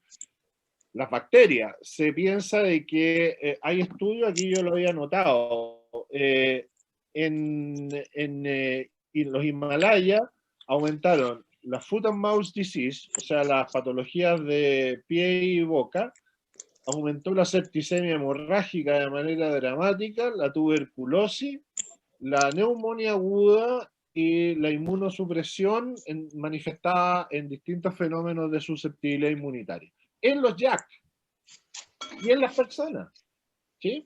Entonces, claramente, si yo tengo una mayor concentración poblacional, llevo a interacciones que antes no se daban. Y obviamente que esa situación genera desequilibrio. Mi hijo es ingeniero ambiental, trabaja en Magallanes, está estudiando el tema de los castores. La plaga de castores ya va proyectada que va a llegar al Maule en un poco tiempo más porque no tiene el depredador natural que es el oso, ¿te fijas? Entonces, si tú lo ves desde el punto de vista de las interacciones, la misma interacción de especies que no se conocían antes genera la posibilidad de contagios de enfermedades y por el otro lado genera la posibilidad de que existan en un mismo sustrato vegetal. Lo que sí se sabe es que si aumenta la temperatura y la humedad en Arica, Parinacota, va a llegar dengue, va a llegar fiebre amarilla, va a llegar mosquitos, van a llegar hagas lo que interrumpe el desierto. ¿Sí? Y claramente un aumento de la temperatura siempre va a favorecer a estos individuos que son adaptables. Así que yo lo veo complicado. Ahora, este tema es re difícil, porque ahora nos vamos a despedir en un rato más, yo les voy a agradecer, ustedes me van a agradecer, nos vamos a ir a ver las noticias, mañana vamos a estar dando una prueba de matemática o de estadística, y no vamos a entrar en la percepción. Yo no soy paranoico, ¿ah? Cuando a mí se me pone la cifra del 2010, yo no me la, perdón, del 2100, yo la proyecto como los hijos de mi nieto, po. ¿Mm? Si yo ya, ¿de qué me preocupo? Como aquello decía, oye, se va a apagar el sol algún día, sí, pero ¿cuánto? En 5.000 millones de años más. Bueno, me da lo mismo, pues si no, en términos de tiempo, no, por último no me afecta. Pero claramente la situación es preocupante por lo corto del tiempo. ¿Mm? Ustedes van a estar en una condición de expectación el año 2035 y 2040 y tal vez el 2050. Y ya van a tener una situación evidente de cambio climático según el mapa que yo les mostré, que es un mapa bastante certero porque proviene de una publicación científica bastante seria. Entonces, Profe, de expectación, sí. en cuanto a lo mismo que usted mostró y señaló, que supuestamente iba a aumentar la radiación y al mismo tiempo las precipitaciones, me acuerdo de que ese mapa también lo había visto, pero como con una percepción un poco más, por así decirlo, positiva, Sí. en el sentido de que iba, no sé, a bajar un poco el trópico, ¿no es cierto? Y que Arica, un poquito más abajo, y Kiki iban a tener, ¿no es cierto?, condiciones más tropicales, algo como que podría ser incluso hasta más agradable, y el desierto claramente que se venía a la quinta y a la sexta. Claro. Entonces, que tenía cosas buenas también, de alguna manera, pero ahora con lo que usted habla como de que las enfermedades pueden aparecer o lo más probable es que aparezcan, sí, también, o sea, son dos caras. Sí, es un buen punto ese. Yo dije, porque hay publicaciones que dicen lo que tú estás diciendo, y obviamente yo lo mencioné también. Claro, puede llover más en el desierto y mejorar la condición y eso, dije, podría ampliar la cobertura vegetal disponible para los animales. Ahora, lo que es bueno para Arica y Parinacota en esa perspectiva es un desastre para el resto del país en la otra perspectiva. Porque piensa tú en Santiago como Coquimbo, con 7 millones de habitantes pidiendo agüita, porque nosotros dependemos del agua del deshielo, del embalse del yeso, en condiciones muy marginales.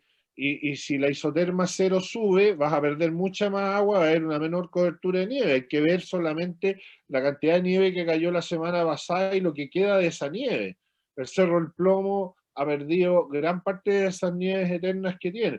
Entonces, si tú vas corriendo, eso claro, en Arica, Parinacota podríamos estar tomando jugo de mango todo el día porque va a haber mango, van a haber plantas, pero lo que pasa en el resto del país va a ser dramático. O sea, de hecho, yo tengo pensado cuando me jubile, porque a mí me encanta la lluvia, entre paréntesis, dato anecdótico, yo tengo pensado irme al día. ¿Ah? Claro, yo espero que llegue al día antes que al día sea como Santiago, pero evidentemente que la zona dada como crítica en este análisis de los 7 subsectores es entre Coquimbo o Copiapó incluso y Aysén, ¿sí? Y la única expectativa más o menos buena es Magallanes, ¿sí? Pero más o menos no más, pues. Y Arica, Parinacota hasta Iquique, sí. Claro, entonces, visto desde un sistema de termoclima, podríamos irnos todos a vivir a Arica, Parinacota cuando sea tropical, pero no es el negocio, o sea, el negocio es mucho más dramático, es la pérdida de una cobertura.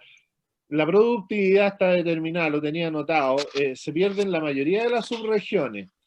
El secano está destruido en el futuro, o sea, ya La quinta región. desierto.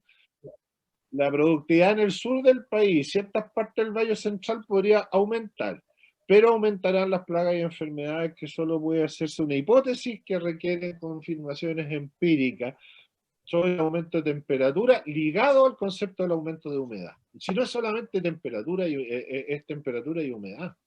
Entonces, por eso yo no soy especialista en vegetación, pero me encantaría hacerlo. porque la mayoría del sotobosque, del bosque caducifolio, del bosque nativo, hoy día además nosotros lo reemplazamos por pinos, pues. Entonces tenemos una condición que además hemos echado a perder nosotros. Ahora, ambientes muy complejos son los ambientes que se llaman no me acuerdo del nombre, ni lo voy a buscar, pero el que está, el sector que está entre la cota de marea baja y marea alta, ese sector es tremendamente determinante para muchas especies de animales que viven ahí. Y la otra son los roqueríos, porque ahí se ve una mayor radiación solar a nivel del mar, digamos. Y son zonas críticas también.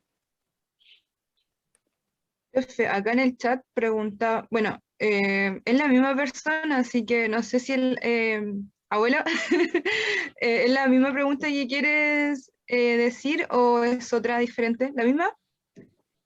Ya. Bueno, pregunta, bueno, primero gracias, doctor. ¿Existe alguna institución en Chile que estudie el impacto del cambio climático en la salud humana?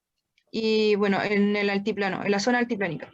Claro, que yo sepa no, porque yo trabajo con la gente del ICM, y ellos están estudiando hipoxia fetal, están estudiando todos los fenómenos relacionados con cómo afecta el ambiente hipoárico al desarrollo del feto animal como modelo para hacer predicciones respecto a lo que ocurriría en el feto humano. Yo he trabajado con Aníbal Llanos, con Emilio Herrera, hay varias personas del ICBM que trabajan, pero yo no tengo referencia, como director del Centro de Estudio Andino, hay gente que ha ido a estudiar los roedores, la dinámica de por qué el flamenco es rosado, de por qué el agua está contaminada, o sea, tienes de todo, pero que yo haya escuchado algún vez a alguien hacer un estudio que apoye, por ejemplo, a las rondas médicas, para ver incidencia de ciertas partes que se han hecho campañas como son la hidatidosis o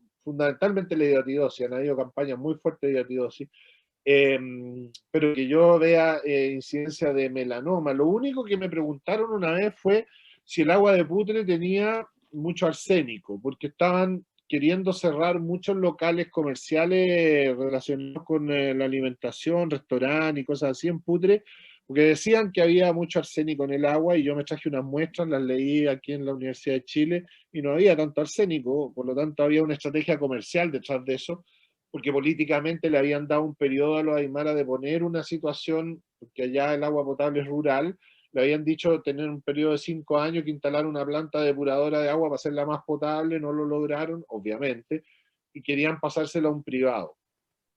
Y bueno, yo me traje la muestra y les dije que hicieran estudios más profundos porque no había para qué pasársela a un privado, porque voy a seguir funcionando sobre la base de mis resultados en el ambiente rural.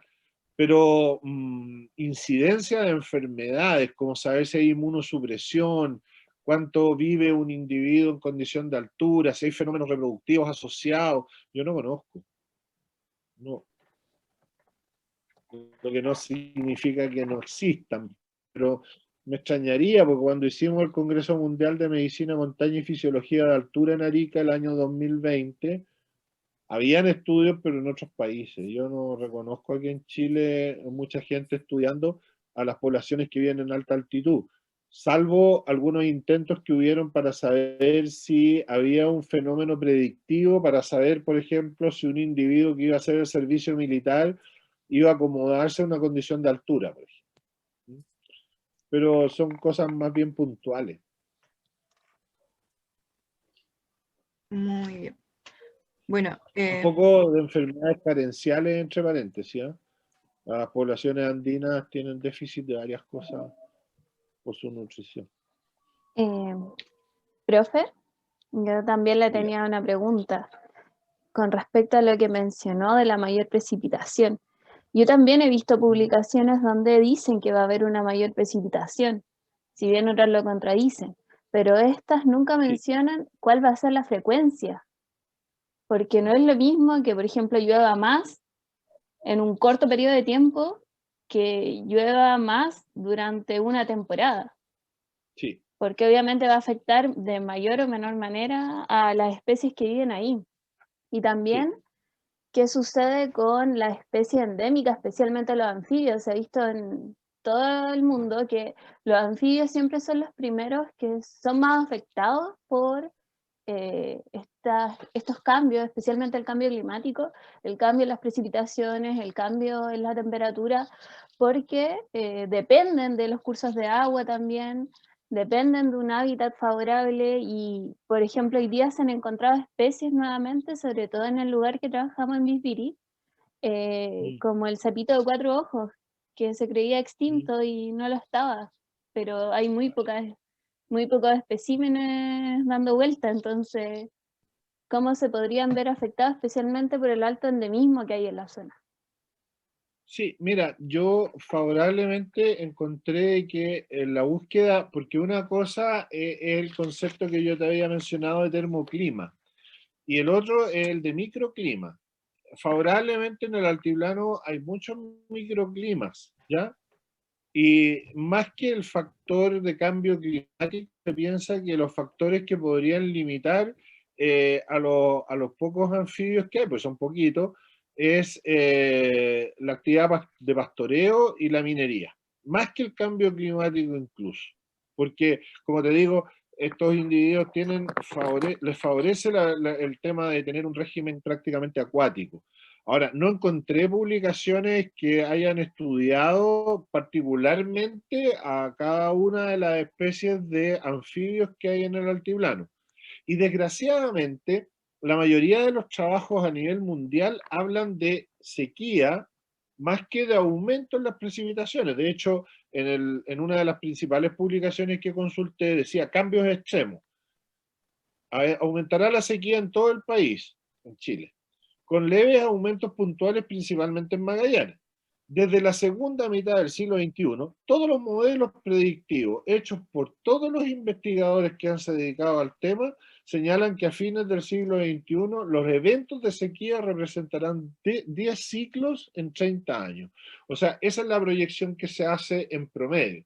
10 ciclos de sequía en 30 años es mucho, ¿no? Es mucho. Lo que no significa que va a dejar de llover, ¿sí? Ya hemos visto que el año pasado, el 2020, en Putre, llovió cualquier cantidad, y este año no ha llovido. Pero si tú observas, porque yo hice un trabajo que me pidió la presidenta Bachelet, lo pidió, que era el buscar asegurar el ganado camélido. Algún día podemos conversar de eso. Y claramente una de las maneras de asegurarlo no era por eventos de depredadores, que era lo que querían los aymaras, sino que eran por cambio climático. Pero el problema es que para asegurar un individuo, generar una situación de desastre, esa tiene que promediar más que, o sea, tiene que ser mayor al promedio de los 10 últimos años. O sea, si los 10 últimos años llovió 20, tiene que ser 30, para poder considerarlo una situación catastrófica. Porque si no se considera como parte de un ciclo, ¿sí? Y yo lo que creo que mostré al comparar enero-junio del 2020 con enero-junio del 2021 es parte de un ciclo, no es parte del cambio climático. Porque si fuese parte del cambio climático, estamos peor que el día después de mañana, o sea, el próximo año va a estar todo seco, ¿no? Y no es así, no es así. Cambio mucho más gradual. Pero por gradual que sea, es mucho más rápido que la capacidad adaptativa de la mayoría de los individuos. Eso. No sé. Yo creo que estamos empezando a hablar del tema más o menos coherentemente por lo que yo encontré en las publicaciones. De hecho, si tú vas al plan nacional que hay para, que son las dos últimas diapositivas, que las saqué de ahí del plan nacional para mitigación del cambio climático, a mí me pareció al leerlo, lo leí entero, casi un texto de colegio, Sí, hasta con errores de ortografía. ¿no? Y es especialmente preocupante la situación, no solo pensando en anfibios, sino que también en especies migratorias, sobre todo aves, donde Chile es un nicho para especies migratorias. Sí. Ese es un punto muy relevante. Yo donde encontré mayor susceptibilidad al cambio climático es en aves lo que yo vi, porque si ustedes se fijan, yo no hablé del bagrecito del Chungará, ni hablé de los salmones que bueno, de las truchas que hay en las aguas de corrientes de Caquena, no hablé nada de eso, yo no me metí en el ambiente acuático. El ambiente acuático es terriblemente afectado por el cambio climático, cambia la salinidad, hay desecación, hay cambio en la composición de oxígeno, perdón, en la concentración de oxígeno, por lo tanto, sí, y sobre todo en el altiplano. Entonces, pero yo no me metí para nada en el ambiente acuático, y lo que alcancé a leer, obviamente, es que el ambiente acuático es muy afectado.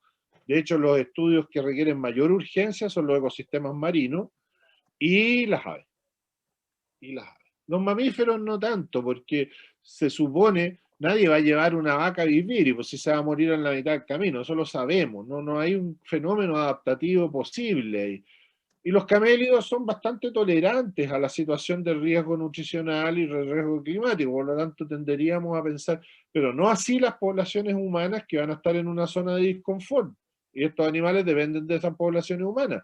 Las interacciones que hay entre depredadores, entre especies, no es lo mismo una llama que una vicuña, y no es lo mismo una condición de toreo o de mantención de un parásito en un animal silvestre que en un animal que yo pueda tener acceso, porque lo que yo estoy hablando de incremento de sarna, de piojos, de garrapata en alpaca y llama, se va a dar en también. La dificultad va a estar en que las vicuñas nadie las va a hacer tratamiento. No se conoce la combinación de tanto, hay de alguna especie. Y sí, concuerdo contigo, las aves están en un riesgo mucho mayor, considerando además que el altiplano es un asiento para una gran cantidad de especies presentes en Chile, de las cuales las 80, 50 son prácticamente endémicas. Profe, Dale, no sé si habrá más preguntas a ese mismo iba. para ir cerrando ya, ¿o no? Sí. Yo tengo una pregunta. Yo estoy feliz. Dígame. Usted dijo que el cambio climático, bueno, va a traer una serie de consecuencias, por ejemplo, proliferación de parásitos, escasez de recursos, y por lo tanto yo creo que los animales van a migrar hacia zonas más altas, ¿no? Eso es lo que se postula, por lo menos en las publicaciones que leí del Tíbet. Y bueno, y supongo que igual ir a zona más alta traería problemas, como dijo la hipoxia. Entonces, ¿qué se esperaría ahí? ¿Que los animales se adapten o se extingan? Yo, y en esto Víctor Hugo Parragué, que es un profesor que trabaja conmigo, siempre tenemos el debate, porque yo digo, aclimatación son todos los mecanismos que echa a andar un individuo para acomodarse a una situación nueva. Y adaptación son todos los cambios que inicia un individuo para acomodarse a una situación nueva, pero que puede transmitir a su descendencia. ¿Sí? Claro, cuando tú tienes una mosquita que se reproduce 800 veces en el año, la posibilidad de generar un cambio en la especie adaptativo es mucho más alta que en un elefante que se demora no sé cuánto en generar una cría o una ballena, porque la F1, cuando tenga una F2, ya van a haber pasado 5 años de cambio climático. Entonces, la velocidad del cambio en algunas especies supera la capacidad adaptativa. Y cuando se supera la capacidad adaptativa, la única forma de sobrevivir es yendo a otro lado. ¿Sí? En cambio, las otras, las adaptadas, se pueden quedar ahí. De hecho, por eso cité lo de la gran barrera coral, porque empezó a quedar la escoba. Muchos científicos a nivel mundial. Fue una cuestión muy grave la que ocurrió ahí. Pero de repente se empezaron a notar especies de esas especies de coral, subespecies, modificaciones que habían algunos individuos más rápidos que otros, empezaron a proliferar. Otras desaparecieron y se fueron para siempre. Entonces, ¿qué es lo que busca la ciencia hoy día? Saber cuáles son los factores para tener una ecolocación o tener una especie de sustitución ya, ¿sí? Desaparece el oso polar, pero muchos osos polares pudieron cruzarse a lo mejor con un grizzly para generar un polar grizzly que sea más acondicionado a la situación nueva. ¿Sí? Uno no sabe cómo se... Yo no soy tan fantasioso y por favor, no quiero rematar diciendo una estupidez, pero si uno mira Jurassic Park, cuando dicen la vida se abre camino, ¿cierto? Y habían seleccionado un genoma que era irreproducible, porque no se podían reproducir porque todos eran hembras. Pero al generar una locación de un gen determinado, el individuo se convertía en un individuo que se podía fecundar a sí mismo. Claro, eso no ha ocurrido en un dinosaurio, pero a escala más baja sí. La adaptación de las bacterias a los antibióticos hoy día tiene a 4 bacterias que son resistentes a todos los antibióticos que existen. O sea, la capacidad de adaptación de ese individuo es formidable.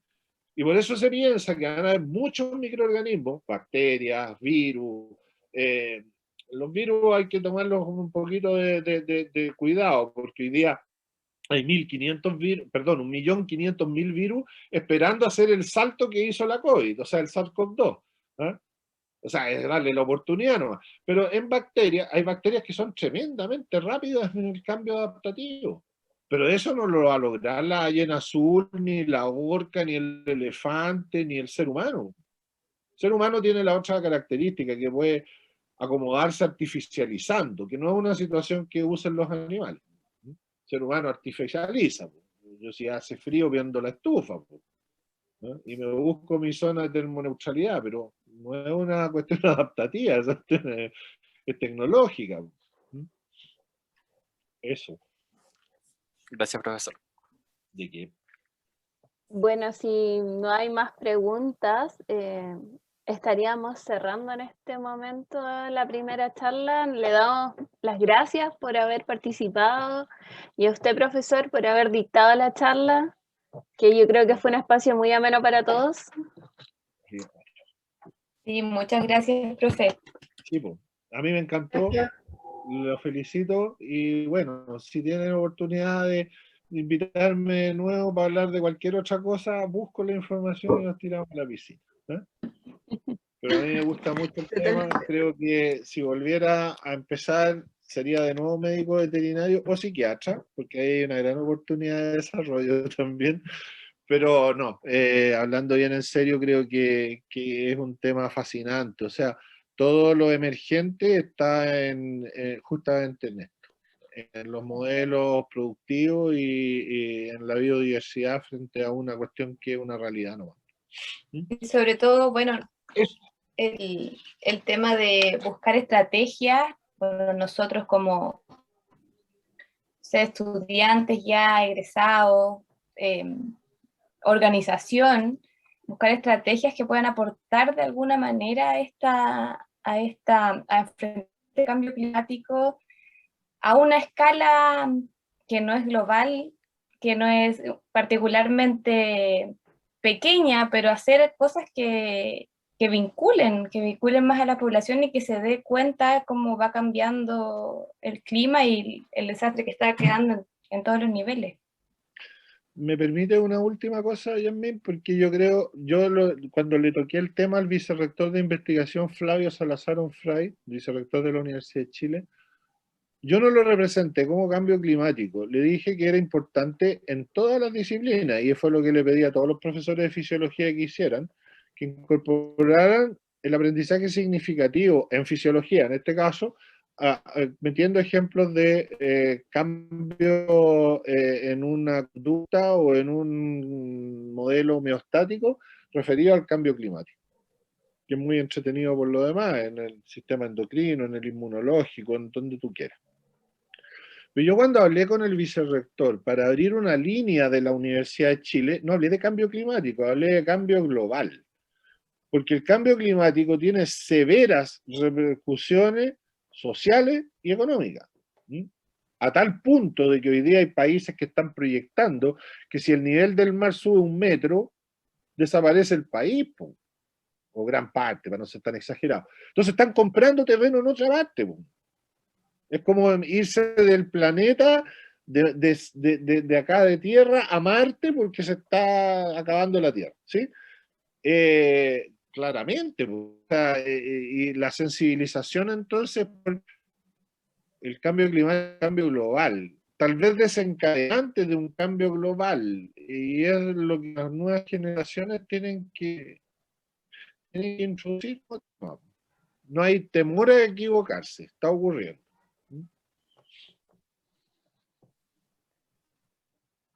Bueno, y también dar invitado a todos los demás a las charlas que vienen, que será la próxima semana, creo, y la subsiguiente, con temáticas también relacionadas al cambio climático, creo que también viene escasez hídrica, ¿no es cierto? Claro, sí, tecnología. vamos a tener, bueno, la otra semana, específicamente el jueves 15, vamos a tener dos invitadas muy especiales e importantes, que, bueno, va a ser la profesora Claudia Cerda y la profesora Anaí Urquiza.